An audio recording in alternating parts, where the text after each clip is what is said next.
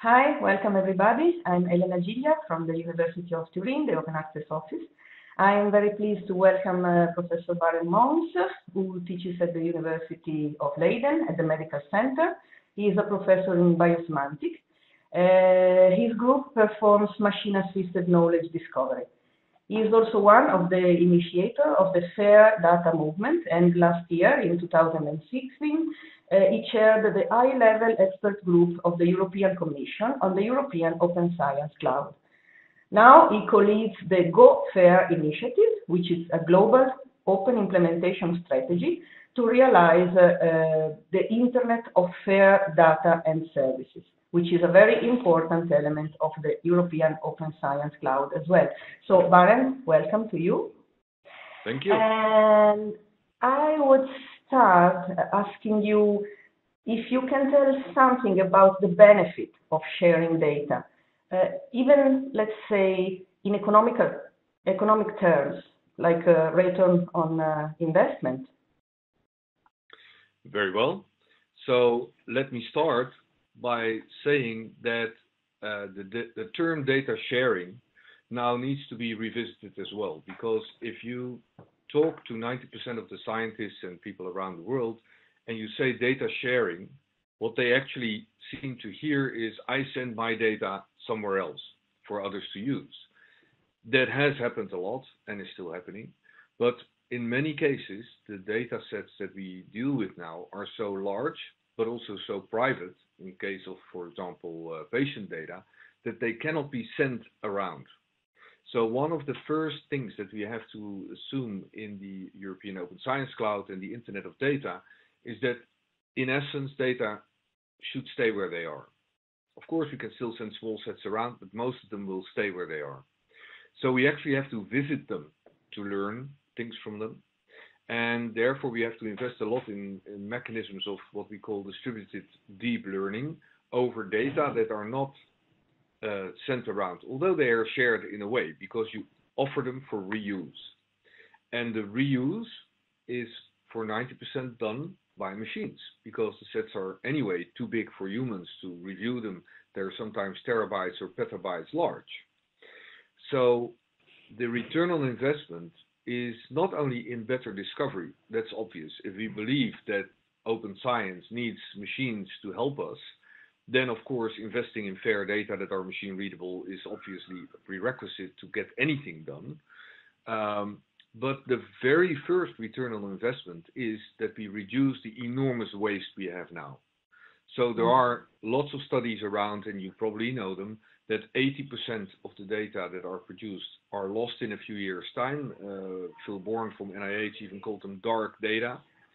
But that's one thing. So we lose a lot of publicly funded data, and they cannot be effectively reused, which is a big loss.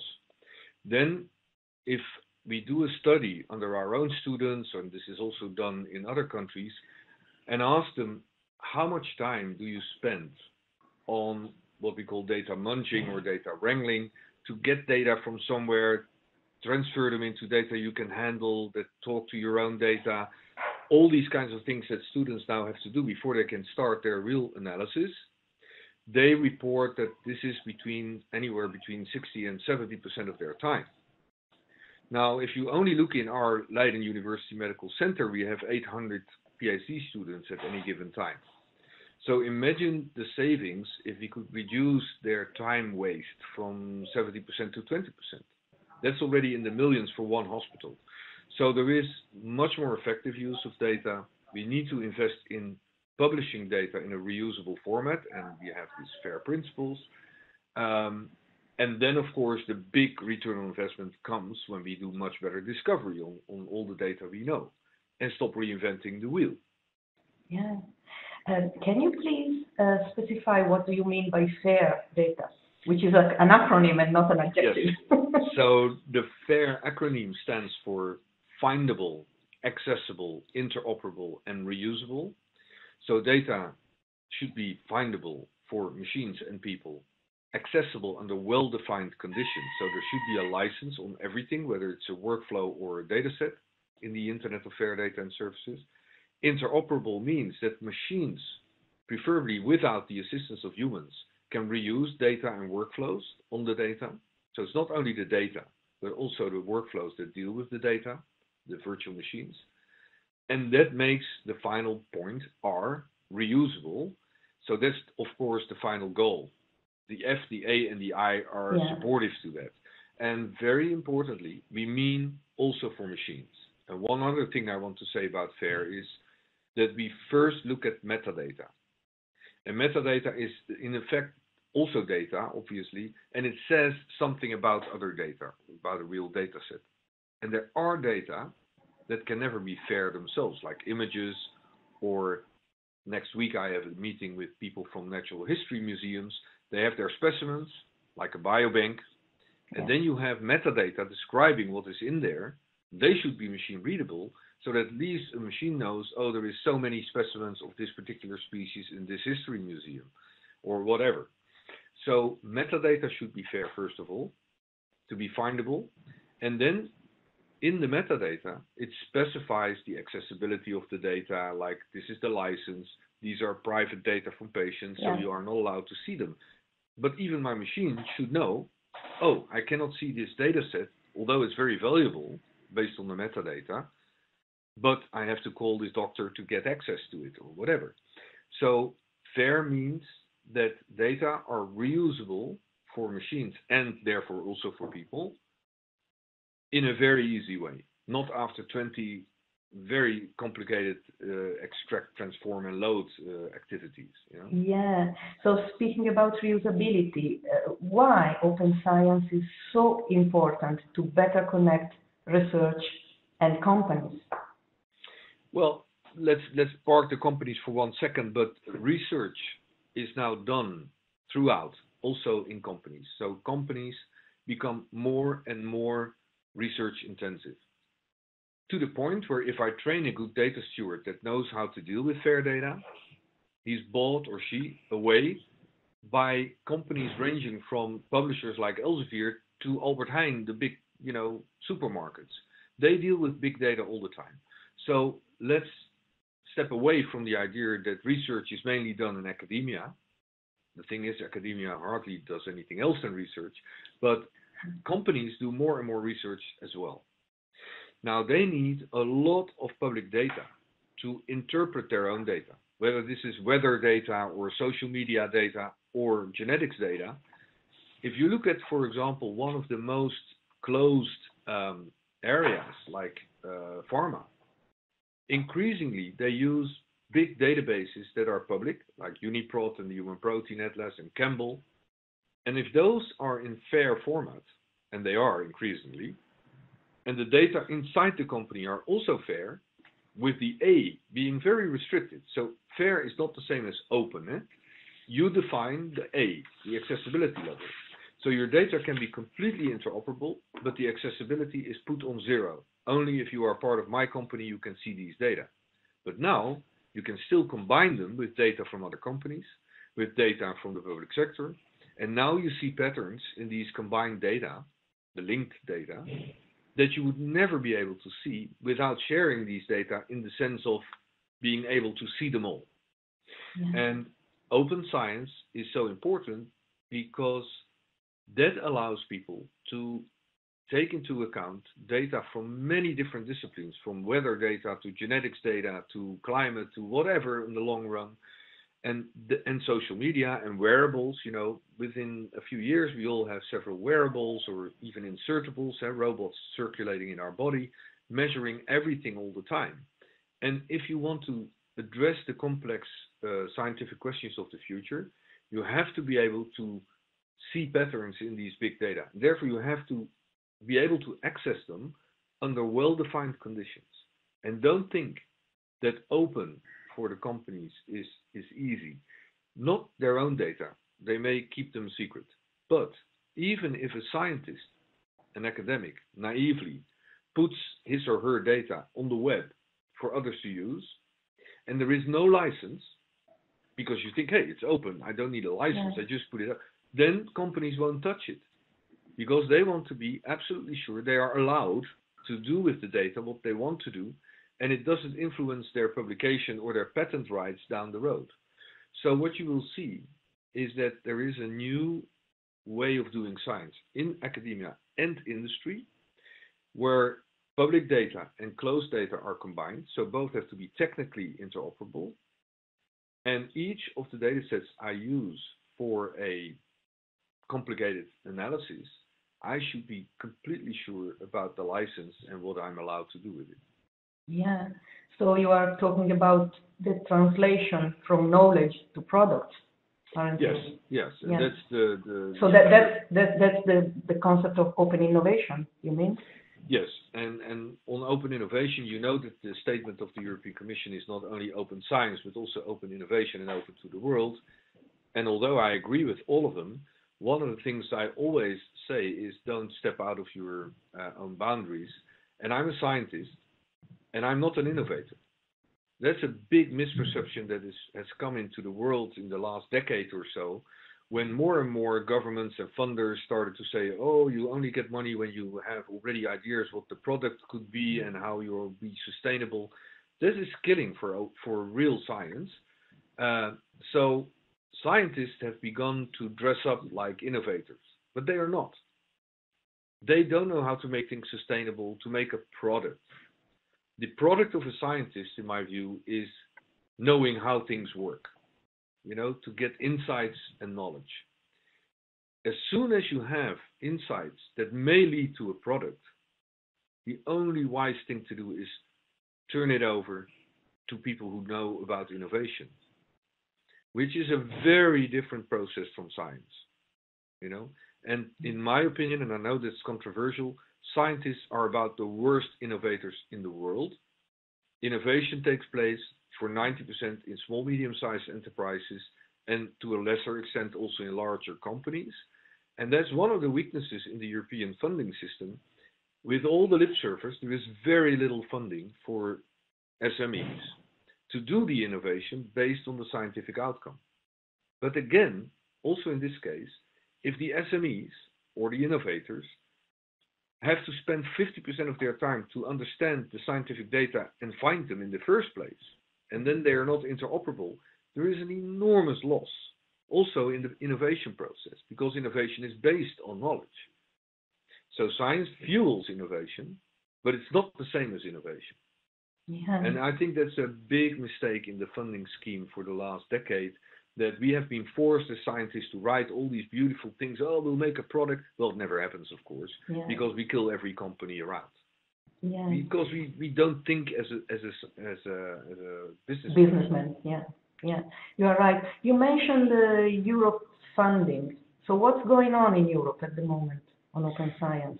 Well, of course, we know that Horizon 2020 is there. It's supposed to fund science. And one of the things that we see happening that's very good now in Europe is that finally people start to understand that funding research infrastructure is part and parcel of funding good science. Because as long as the science funders say, nah, the infrastructure, we assume it's there. Who's going to fund it? So then people say, oh, what you propose, I'm proposing this research infrastructure for years. They say, oh, this is not rocket science. We only fund rocket science. Then I say, well, if everybody only funds the production of new rockets and nobody funds the rocket launcher, we will all be waiting to launch our rockets and they will not be launched. So they're useless. So the infrastructure, the EOSC, for example, the European Open Science Cloud, I would see as the rocket launcher for future rocket open science. If you don't have this infrastructure, forget it. And then everybody pays lip service to data is the new oil. Well, if data is the new oil, where are the pipelines? Where is the market? Where are the refineries? Nowhere. And nobody wants to fund them. So if we want to make optimal use of data, knowledge, the services that can deal with large data sets, we need to build an interoperable global infrastructure, which we then define as the Internet of Fair Data and Services, where everyone, companies and academia, can use it. And we also need a completely new business model. That is that there is not a difference anymore between academia and private sector, but between open and closed. Yeah. So if you keep things for yourself, regardless whether you are a scientist that wants to have a Nature paper in 6 months from now, or a private company, you pay. And we say, this is from Jan Veltroff, a friend of mine, you either pay money or you pay attention, you share your knowledge, then you are doing this for free at the point of use. Now, in Europe, Horizon 2020 is now saying, if you get our money, you publish in open access journals. The letter from Robert John Smith was out. But also you have to make your data fair. And we are prepared to pay part of your grant, to have part of your grant going to certified cloud providers that make your data fair and assure that the data are still there in 10 years from now. That's what we call data stewardship as well. So Europe, the European Commission, took the lead with Horizon 2020 to demand fair data to be part of every grant in the future. And now you see more and more funders following, and I would very much urge Italy to do the same. Because if you don't, you will lose out big time, because your researchers won't have their data reused. Yeah, so it's important, the commitment also at national level, you mean? Very much so, because as we know, the European Commission spends, in our minds, a lot of money, 80 billion. That's 5%, 5 to 10% of the total research expenditure in Europe, by definition. So 90% of every investment in science, infrastructure or rocket science, is from the member states, collectively. And if we look it's in our report of the high-level expert group, if we look at the amount of spending until the end of Horizon 2020, it will be close to €1 trillion still. And the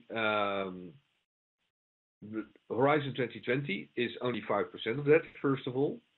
But secondly, it means that if we follow our recommendations, that about 5% of research spending should go to fair data publishing and data stewardship and reuse of data, you can imagine there is a €50 billion market in Europe alone for those years.